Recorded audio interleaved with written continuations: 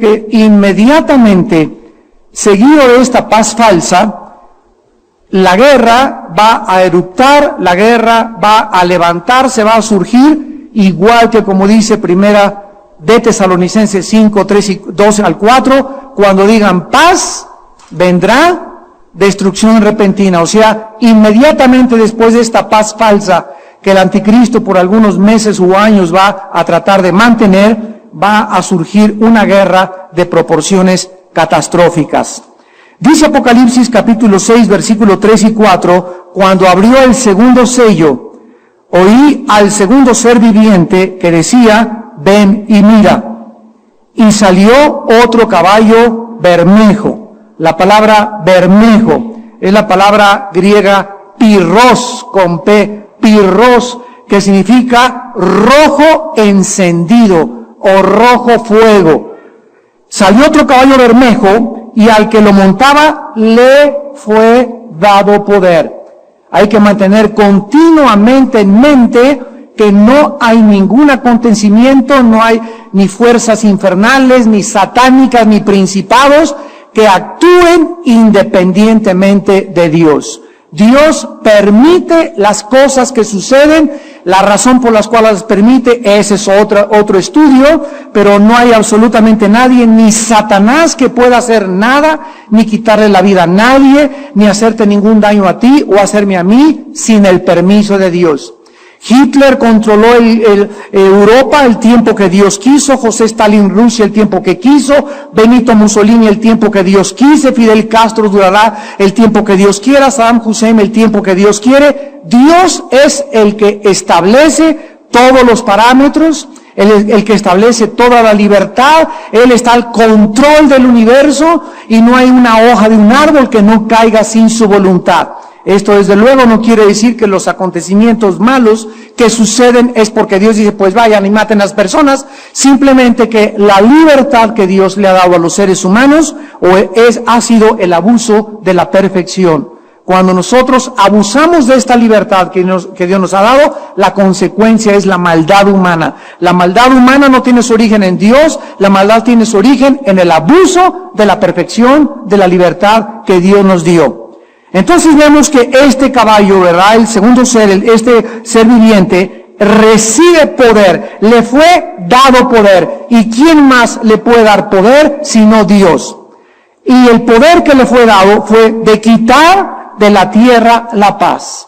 De quitar de la tierra la paz. Esto nos habla que hay veces y tiempos históricos en las que Dios ha determinado y ha permitido que la guerra es necesaria.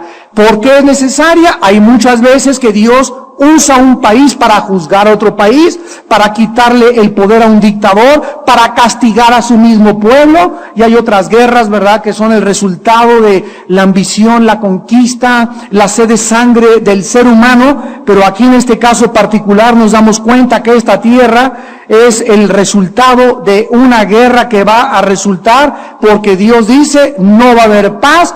Viene la tercera guerra mundial y se van a matar unos a otros y se le dio una gran espada.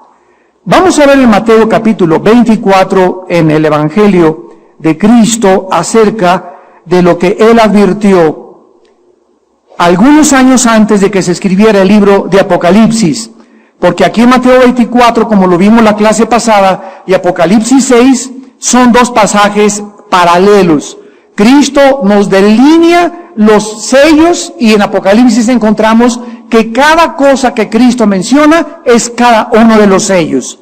Dice Mateo 24, versículos 6 y 7, y oiréis de guerras y rumores de guerras. Mirad que no os turbéis, porque es necesario que esto acontezca, pero aún no es el fin. ¿Desde cuándo el ser humano ha comenzado a oír de guerras y de rumores de guerras? A partir de 1910, en el siglo XX, con la Primera Guerra Mundial. Claro que toda la historia han habido guerras diferentes, pero nunca con la continuidad ni con la frecuencia con la que comenzaron a sucederse en el siglo XX, donde ya se interrelacionaron nación contra nación, reino contra reino, etnia contra etnia, y han sido derramamientos de sangre como jamás en la historia lo habíamos visto.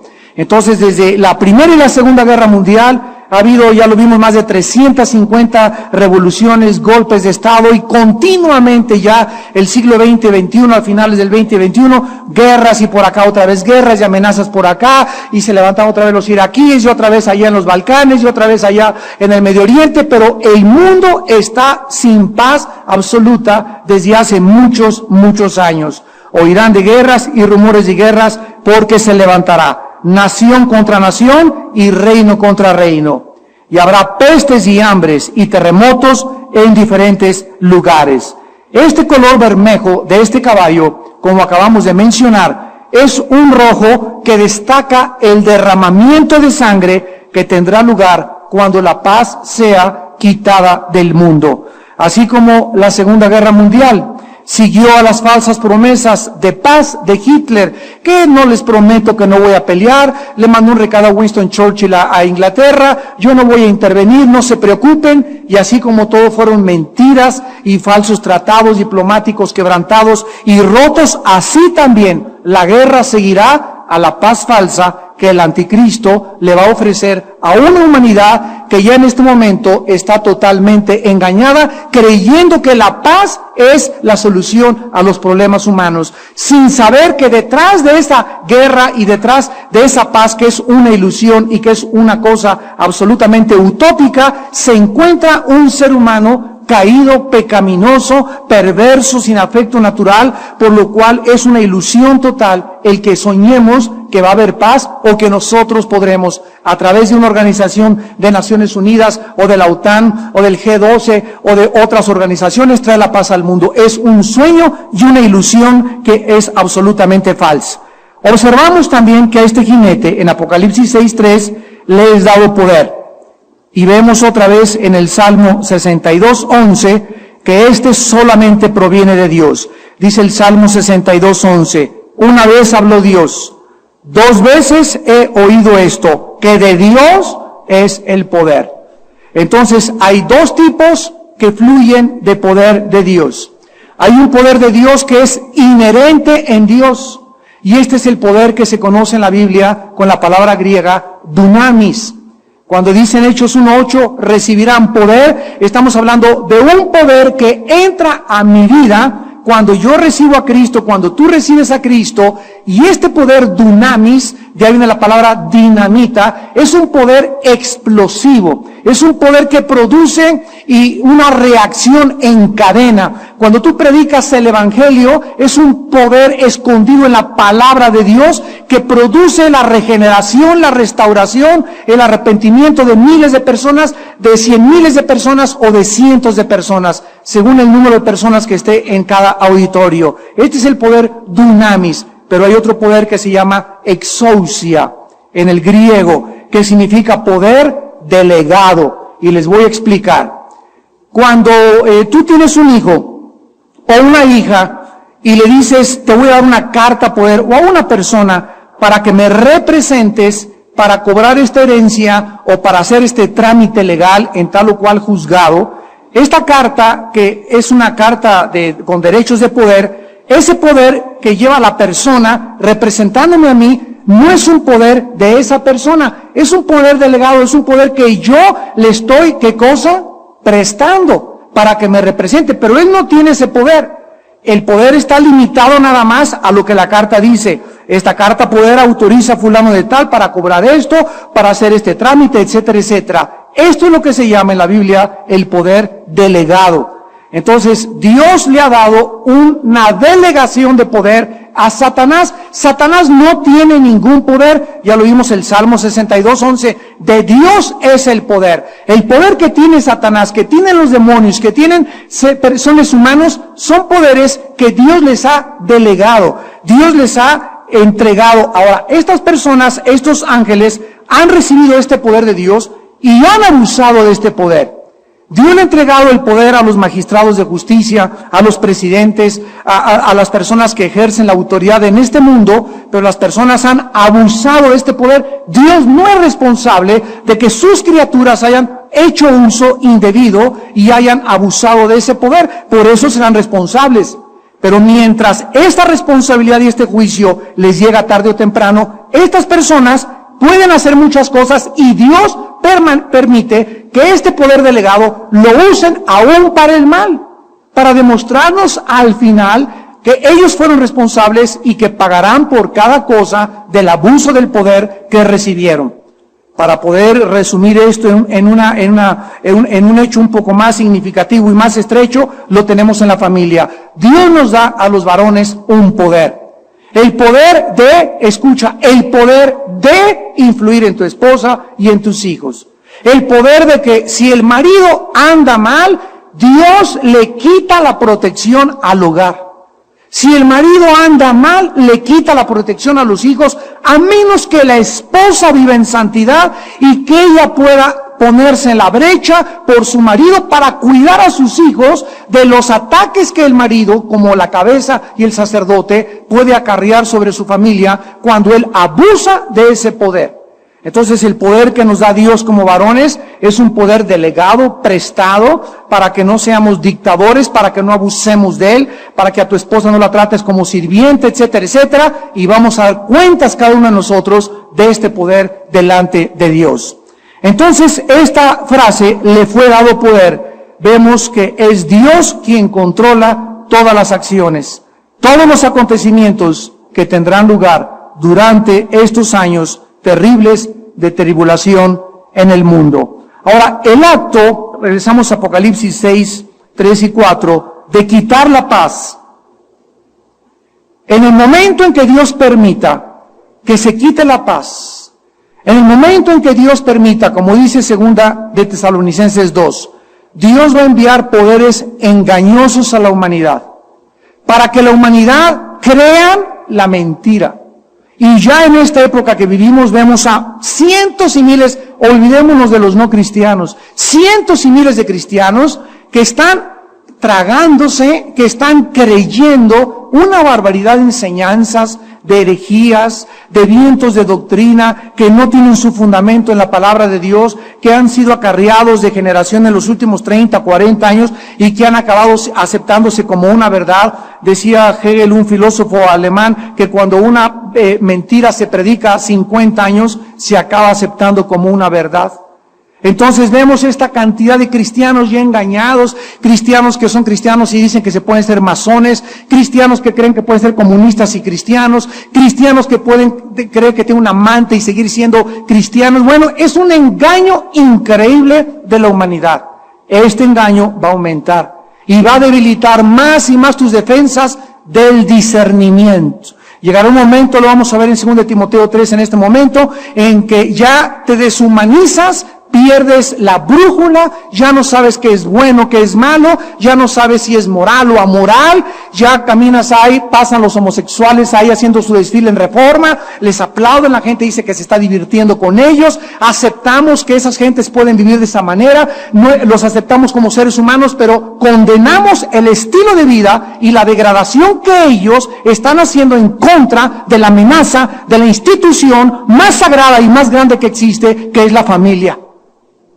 Entonces, cuando se levanta un grupo de personas tratando de demandar sus derechos y amenazando a mis hijos y amenazando a mi familia y la familia con la cual está establecida los cimientos de una nación, tenemos que levantarnos en contra. No podemos tolerar ni podemos permitir eso, pero se nos llama intolerantes si no toleramos el estilo de vida pecaminoso y amoral de estas personas. Y no es intolerancia, porque la intolerancia es no permitir las cosas que puedan minar los fundamentos de una nación. Nosotros tenemos que ir con mucho cuidado en la vida, porque este acto de quitar la paz va a producir un acto de descontrol en los seres humanos que se matarán, dice Apocalipsis 6, 3 y 4, se matarán unos a otros. Esta expresión, unos a otros, sugiere una absoluta pérdida de la compasión hacia el prójimo, que va, como dice Mateo 24, por haberse multiplicado la maldad, el amor entre muchos se va a enfriar. Llega un momento en el que el ser humano no le va a interesar ni su jefecita, ni su mamá, ni su esposa, ni sus hijos, solamente él. Mi interés mi felicidad, mi futuro, mis esperanzas, sin importarme al dar un paso yo para buscar mi futuro, no importarme dejar a mi esposa, no importar dejar a mis hijos, no importa dejar de hacer esto. ¿Por qué? Porque se perderá el afecto natural, se perderá el amor totalmente. Si ya el que no tenga amor por su familia, no tiene amor ya ni por su perro. Cuando esto llega ya como está llegando y mucha gente no se da cuenta, es cuando hemos iniciado el primer paso o la primera escalón hacia la deshumanización. Veamos esta verdad. Bueno, dice en primer lugar, vamos a ver en Lucas 21:16, lo que dice Jesucristo. Desfalleciendo los hombres por el temor y la expectación de las cosas que sobrevendrán en la tierra, porque las potencias de los cielos serán conmovidas. Vemos aquí que va a haber una serie, un cúmulo de perturbaciones cósmicas, de maremotos, de terremotos, como lo vamos a ver en el sexto sello, que van a hacer que la gente desfallezca. Y esta palabra desfallecer en el griego es muy interesante porque significa perder el aliento y se traduce en el idioma clínico como ataque al cardía o ataque cardíaco. Una de las cosas que producen precisamente el ataque cardíaco es eso, que sientes que te falta el aire, que te ahogas y cataplum vas al suelo. Pues las cosas que van a suceder le quitarán a la gente la propia vida. Y vamos a 2 de Timoteo capítulo 3 y veamos lo que el apóstol Pablo profetizó a la par con Juan y a la par con Cristo en el Nuevo y en el Antiguo Testamento. Dice 2 de Timoteo 3, también debes saber esto, que en los postreros días vendrán tiempos peligrosos. Estos postreros días, santos de Dios, comenzaron desde la venida de Cristo hasta la segunda venida de Cristo. Tanto teológica como escatológicamente, los postreros días, repito, comenzaron cuando Cristo vino al mundo, 1 de Pedro 1 y 1 de Juan capítulo 2, y terminarán cuando Cristo venga. Estos son los postreros días, o sea, cuando Cristo murió y resucitó, Satanás se vino contra el mundo como una fiera. Por eso tenemos 500 años de Inquisición, matar a los cristianos, torturar a los cristianos. Los judíos fueron expulsados de todos los países del mundo, masacrados por Hitler. Entonces esto se va a agravar más y más. Esto significa tiempos feroces, violentos, sanguinarios, tiempos violentos. Son los tiempos que están comenzando a reflejarse enfrente de nuestra vida. Ahora, a continuación, se hace en el versículo 2 en adelante una descripción de las características principales de la humanidad antes de que estas cosas sucedan. Y veamos que en primer lugar, encabeza la lista, habrá hombres amadores de sí mismos, o sea, el ser humano, pero es interesante que sean los hombres. No dice, hay una palabra griega que significa ser humano que cataloga hombre y mujer, pero aquí está hablando exclusivamente de los varones, de los varones. O sea que el varón cada vez se va a amar más y más y más a sí mismo. Y esto lo vemos en el desprecio que existe ahorita del varón hacia la familia, del desprecio del varón al violar a sus propias hijas, padrastros que violan a sus propias hijas adoptivas, padrastros o padres que tienen un desprecio total por la familia, que no les importa la familia, que roban, que asaltan, que se van con la secretaria, etcétera, etcétera. ¿Por qué? Porque la raíz es el amor a ti mismo, el amor a tu ego. Cuando tú te amas a ti mismo, no te importa lesionar los intereses de terceras personas. Y esta característica es una de las que ya encabezan la lista en el tiempo que estamos viviendo. A continuación dice, avaros, la avaricia va a aumentar. ¿Por qué me dice Dios, dame tu diezmo, Armando? Dios dice la Biblia, el cielo y la tierra son de Dios, el oro y la plata son de Dios. Él no necesita que le dé nada. ¿Por qué me lo dice a mí? Para bendecirme a mí. Él no necesita mi dinero. El momento en que yo comienzo a despegarme de mi cartera y a darle a Dios lo que Él me está pidiendo, arranco sin que me dé cuenta, poco a poco, ese ego que por naturaleza traemos y esa avaricia que se puede convertir en idolatría, hasta que la arranco y yo el dinero no me importa y descubro que Dios cubre mis necesidades, que no tengo que andar, que el dinero y pidiendo prestado y amontonando y echándolo en el banco y robándole a Dios. ¿Por qué? Porque ya soy libre de esa esclavitud del dinero. Y entonces me vuelvo una persona generosa que doy, y buscas la oportunidad para poder dar. ¿Por qué? Porque es la ley de la cosecha y de la siembra. Pero la avaricia, dice Colosenses 3, 4 y 5, es idolatría. Y esta avaricia en los hombres de guardar más y más y debajo del colchón y más y más y más y más, aumentará. Dice la Biblia, hombres vanagloriosos, soberbios, blasfemos, desobedientes a los padres, ingratos, impíos, sin afecto natural.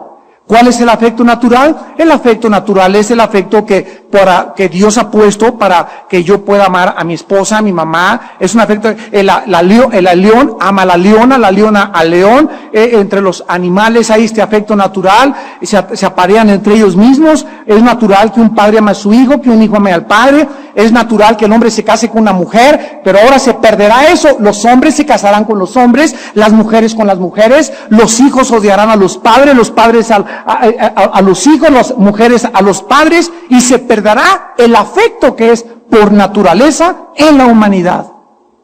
Y lo estamos viendo ya en todas partes del mundo a nuestro alrededor. Dice la Biblia, traidores, impetuosos, infatuados, versículo 4, amadores de los deleites más que de Dios.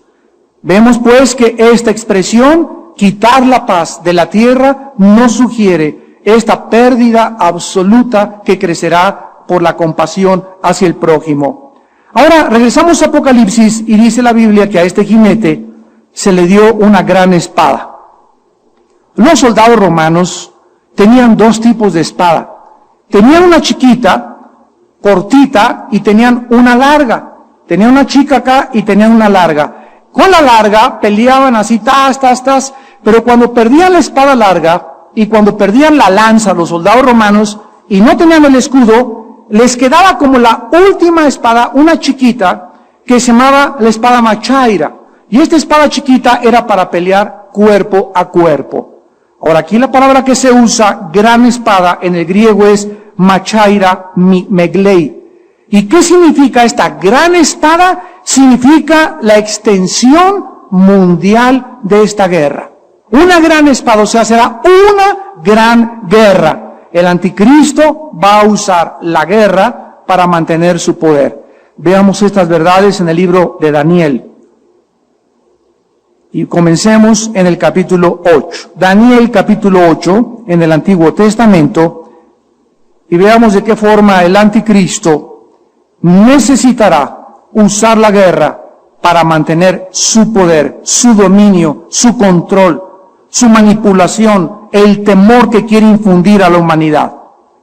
Dice en Daniel 8:24, hablando del anticristo, y su poder se fortalecerá, mas no con fuerza propia. O sea, ¿cuál es el poder? Actuando detrás del anticristo, el poder mismo de Satanás. Y causará grandes ruinas, y prosperará, y hará arbitrariamente, y destruirá a los fuertes y al pueblo de los santos. Daniel 11, versículo 31. Y se levantarán de su parte tropas que profanarán el santuario y la fortaleza, y quitarán el continuo sacrificio y pondrán la abominación desoladora. Esto, de acuerdo a Mateo 24, es cuando Cristo les dijo, cuando veáis la abominación desoladora de que habló el profeta Daniel, huyan a los montes, échense a correr, porque es la señal cuando el anticristo entra, viola el pacto, sacrifica un cerdo, es la señal en la que deben todos echarse a correr y perderse, porque es la señal de la persecución. Ahora dice ahí en Daniel 11, 36 al 45, hablando claramente de toda la guerra y las partes involucradas en las que el anticristo va a atacar y lo van a atacar. Dice Daniel 11, 36, y el rey, este rey es el anticristo, hará su voluntad, se ensoberbecerá y se engrandecerá sobre todo Dios. Contra el Dios de los dioses hablará maravillas y prosperará hasta que sea consumada la ira. O sea, ¿hasta cuándo el anticristo va a gobernar y a durar, a masacrar, a engañar, a pelear? Hasta que la ira se acabe. ¿Qué ira está hablando?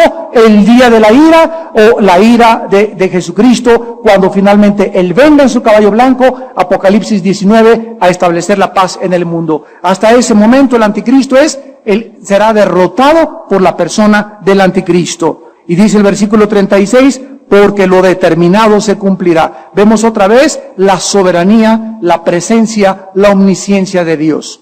Lo determinado se cumplirá. Lo que Dios ha establecido se tiene que llevar a cabo exactamente como Dios lo estableció. Del Dios de sus padres no hará caso, ni del amor de las mujeres. Aquí la palabra amor, la palabra gemda en el hebreo, significa deseo de placer.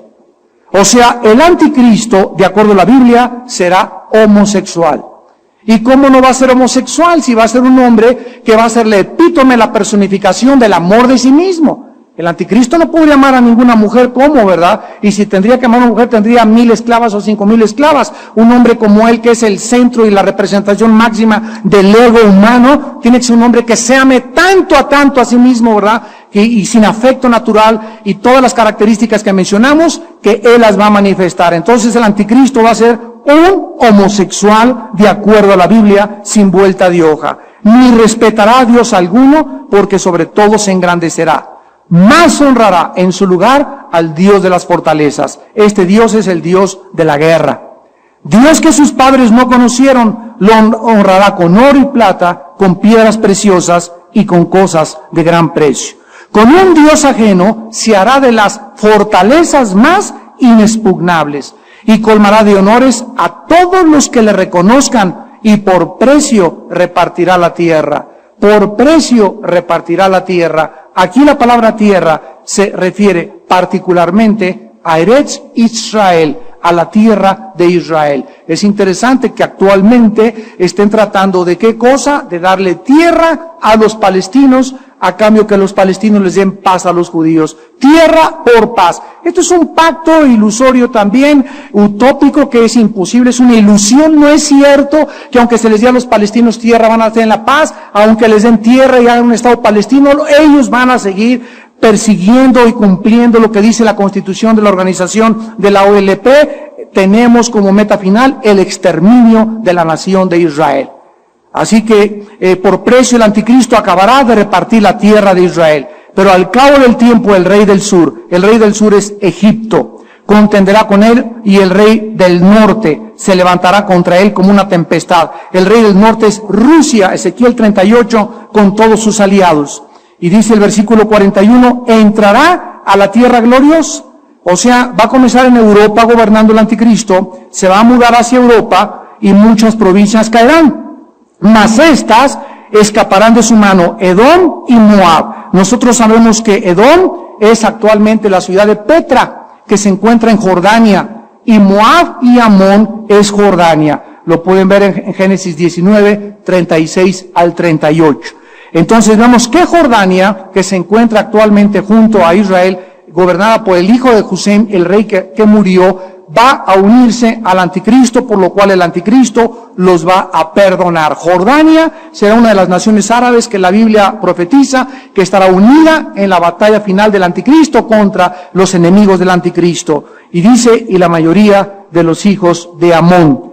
Extenderá su mano contra las tierras y no escapará el país de Egipto. Se apoderará de los tesoros de oro y plata y de todas las cosas preciosas de Egipto y los de Libia, donde actualmente es presidente Muammar Gaddafi. Los de Libia y de Etiopía, el norte de África, le seguirán.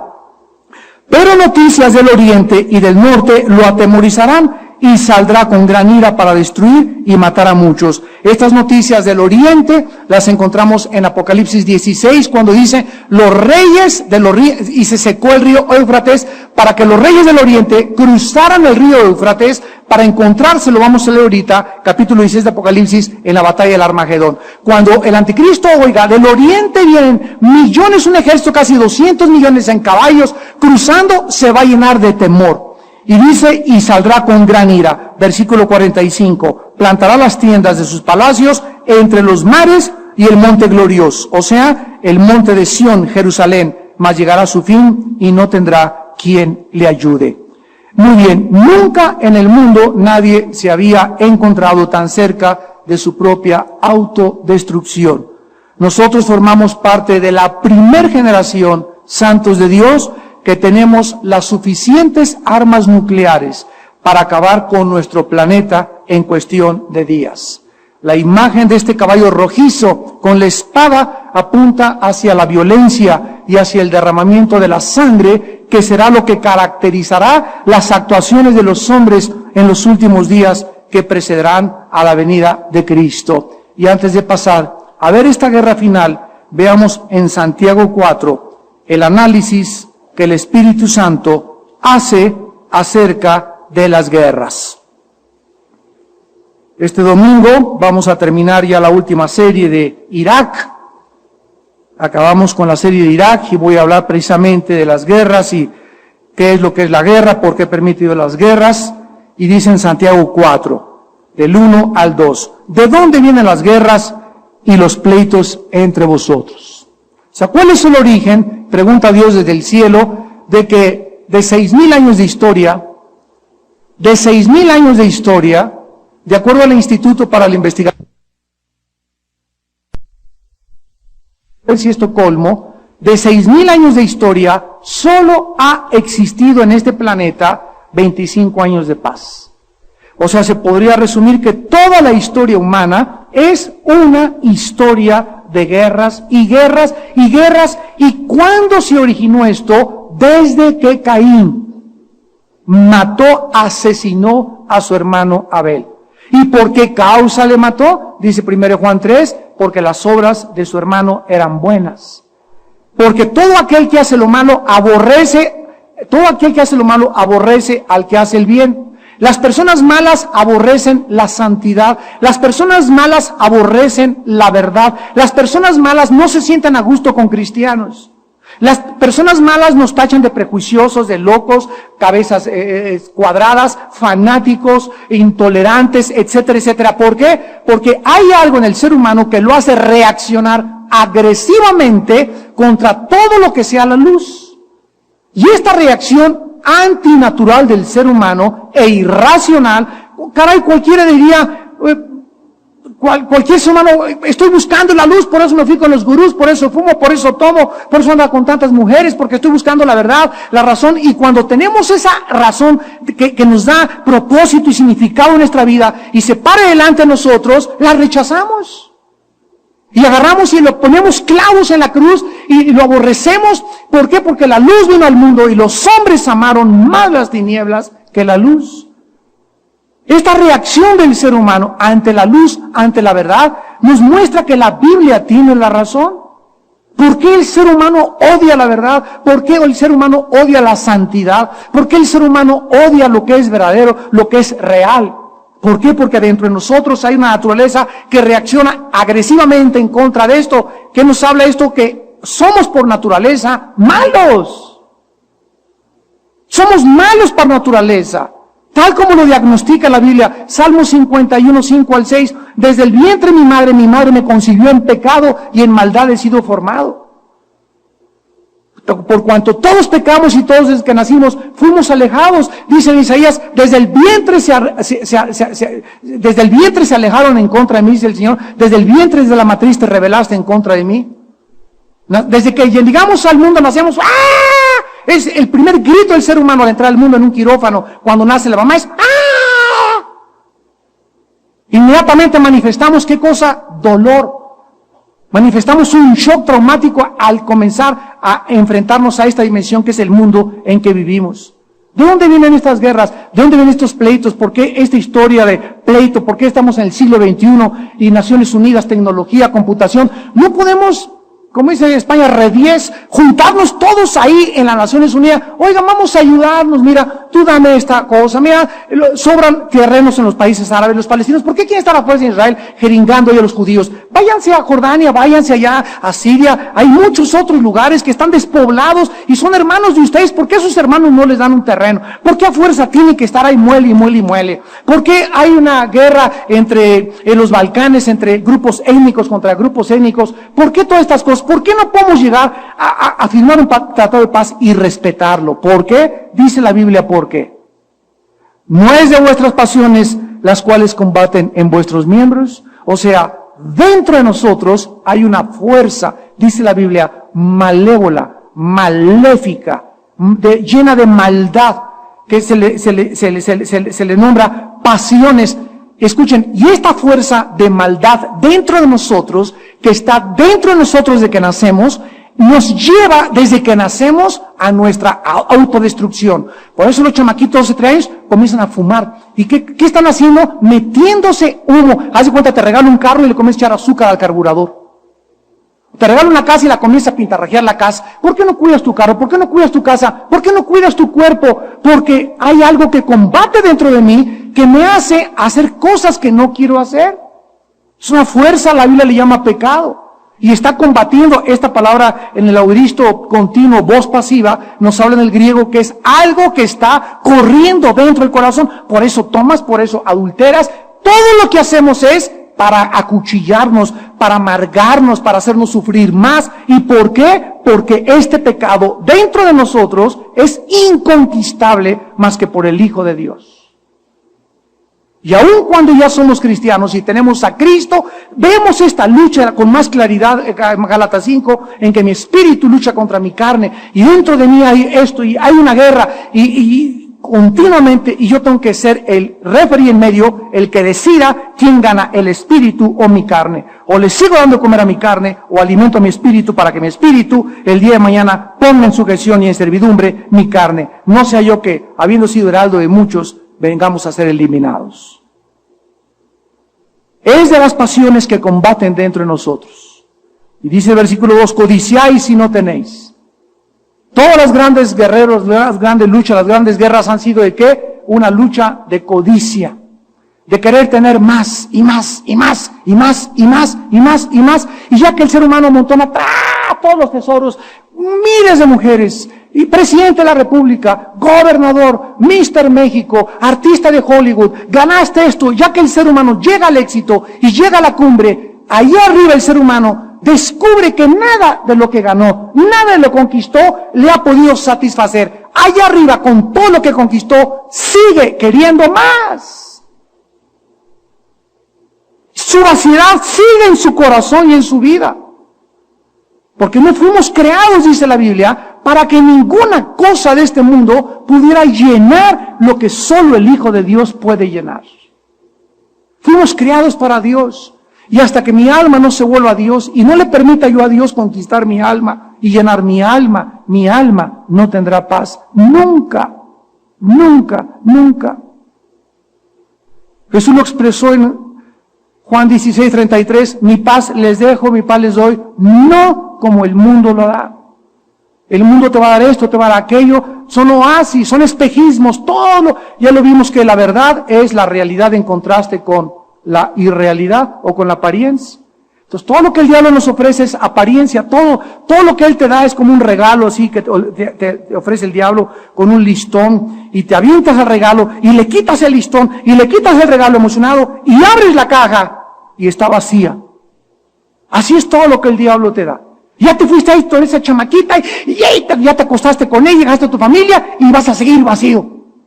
Ya te fuiste con la tranza, con los $50,000 que te dieron de tranza y con el robo que hiciste, te involucraste en una tranza y un contrabando, etcétera, etcétera. Ya tienes esa lana, creíste que ibas a poderte comprar otro carro, otro departamento, ibas a mejor vivir bien, a tener otra vez participación en el club donde tú estabas. Y cuando ya tengas todas esas cosas, te das cuenta que no es cierto. Otra vez volverá a la vaciedad y además tendrás más culpa, más frustración, porque siempre el pecado produce en nosotros insatisfacción, falta de paz, inquietud, intranquilidad. Matáis y ardéis de envidia y no podéis alcanzar. Combatís y lucháis, pero no tenéis lo que decíais, ahí está, pero porque no lo pedís. Qué cosa más paradójico. Todo aquello que mi carne me dice, pide, pide, pide, busca, busca, busca, busca, no necesito pedírselo al mundo ni a Satanás, solo se lo tengo que pedir a mi Padre Celestial.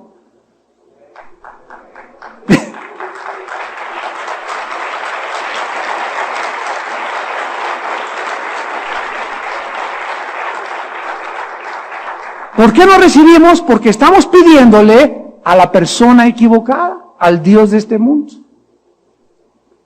Y Él no es más que un mercenario, un dictador. El diablo es un capataz que no tiene misericordia de todos los que están bajo su mercado de esclavos. Pero cuando venimos a Cristo y caemos de rodillas y le decimos, Padre Santo, te doy gracias porque de aquí en adelante voy a aprender una cosa. Tú nunca me darás lo que yo quiera, me vas a dar lo que necesite. Y estando con sustento y abrigo, estad contentos con eso. Y si llega Dios a prosperarte, gloria a Dios. Y si llega Dios a darte miles de riquezas, gloria a Dios. Pero ya eso no te enfermará, ya no te alejará de Dios, porque he aprendido, dice Pablo en Filipenses 4, a contentarme cualquiera que sea mi situación. Sé vivir en pobreza, con tamalitos, totopitos y frijolitos, y en un petate, y también sé vivir en una casa del pedregal. Todo lo puedo en Cristo que me fortalece. O sea, ¿qué es la vida? La vida es un arte para aprender a vivir sin y con dinero. La persona que sin dinero es infeliz con dinero. Porque no es la falta de dinero, ni la abundancia del dinero la que te da la felicidad. Dios nos quiere enseñar a que sin y a que con nosotros no dependamos de las circunstancias, para que podamos descubrir que Él es la fuente de nuestra felicidad. Gloria a su nombre. Ahora terminamos y veamos rápidamente que esta última guerra y esta última espada que vamos a analizar más adelante, ya cuando lleguemos al Armagedón, Apocalipsis 16, la Biblia profetiza, vamos a Zacarías capítulo 12. Zacarías 12, en el Antiguo Testamento, está antes de Malaquías. Malaquías está antes de Mateo, para que no te vayas hasta Génesis. Y aquí vemos en el capítulo 12 y 14 de Zacarías, esta batalla, esta última guerra, en la que los seres humanos se van a enfrascar. Y se van a involucrar la mayor parte de las naciones. Quiero rápidamente, esto ya lo hablé en las conferencias de Irak y también las de los domingos, las señales del fin del mundo, pero rápidamente quiero solamente nombrarles que el mundo, de acuerdo a la Biblia, antes de que venga Cristo, va a estar dividido en 4 bloques, O sea, eso que el anticristo va a gobernar el mundo entero no es bíblico. El anticristo va a gobernar Europa y el Medio Oriente, y parte del Medio Oriente. Pero va a haber una división en primer lugar, la del anticristo. El anticristo va a gobernar Europa y el Medio Oriente. Esto se llama el antiguo imperio romano revivido. Apocalipsis 2, Daniel 2, Daniel capítulo 7, Apocalipsis 17, Apocalipsis 13.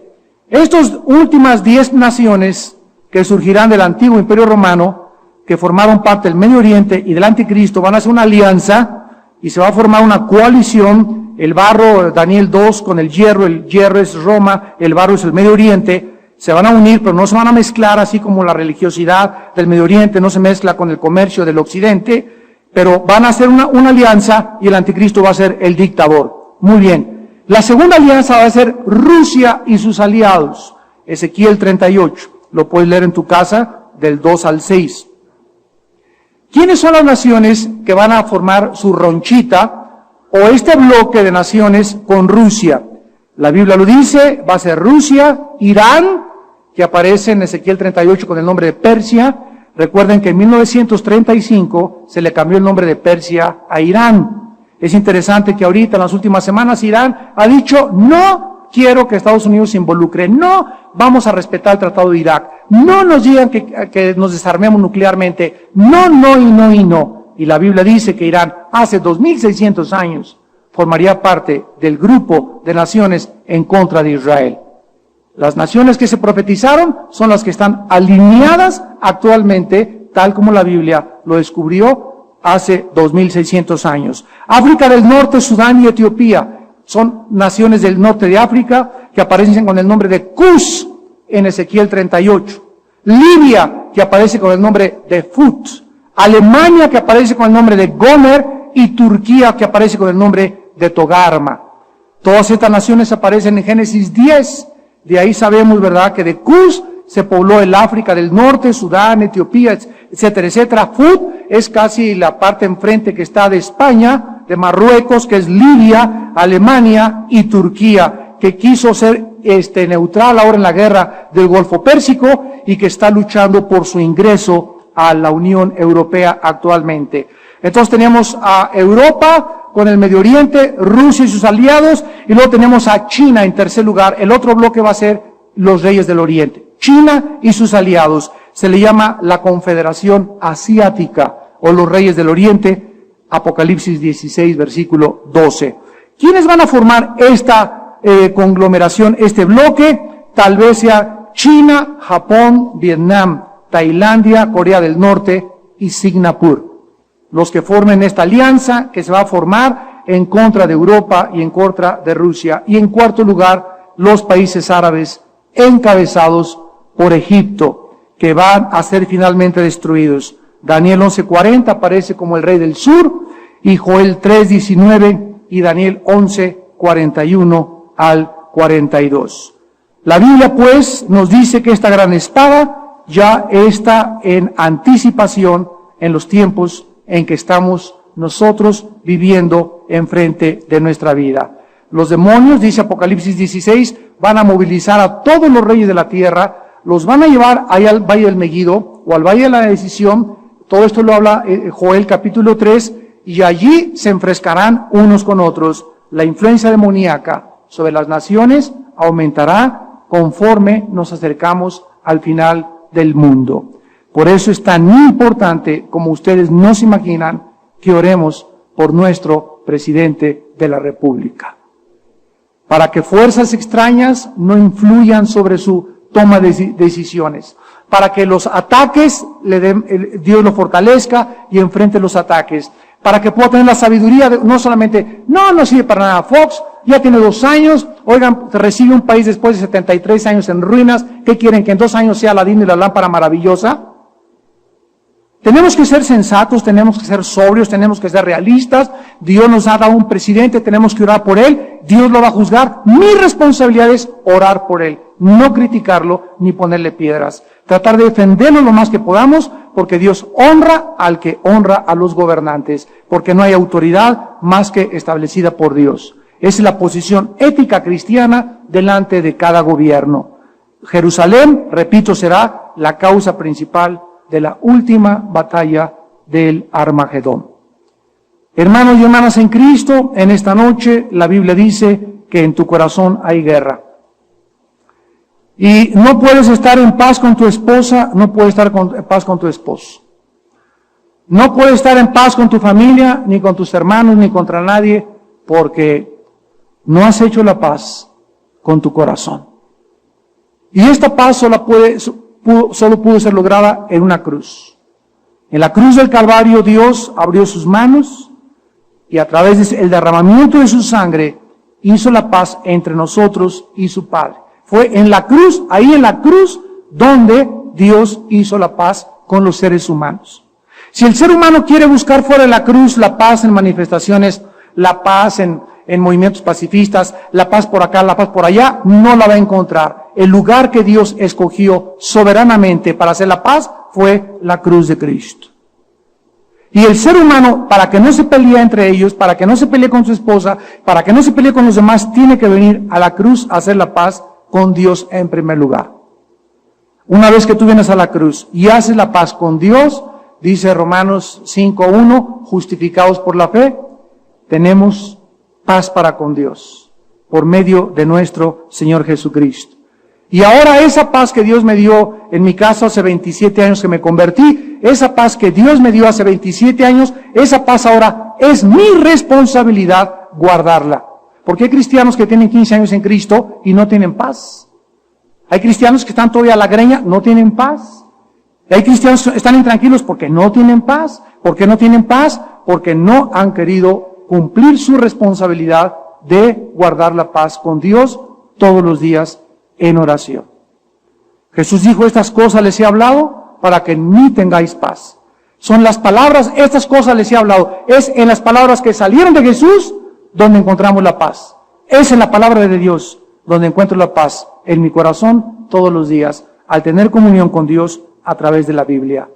¿No quisieran muchos de ustedes en esta noche venir a la cruz y hacer la paz con Dios y retirarte a tu casa en esta noche con un espíritu de tranquilidad, con un espíritu de apacibilidad, con un espíritu donde vas a saber tú en esta noche que has sido perdonado, que has sido perdonada por Dios y que no importa tus pecados que hayas cometido en esta noche, por haber creído que en una cruz Dios hizo la paz contigo, la guerra cesará en tu propio corazón. Oremos.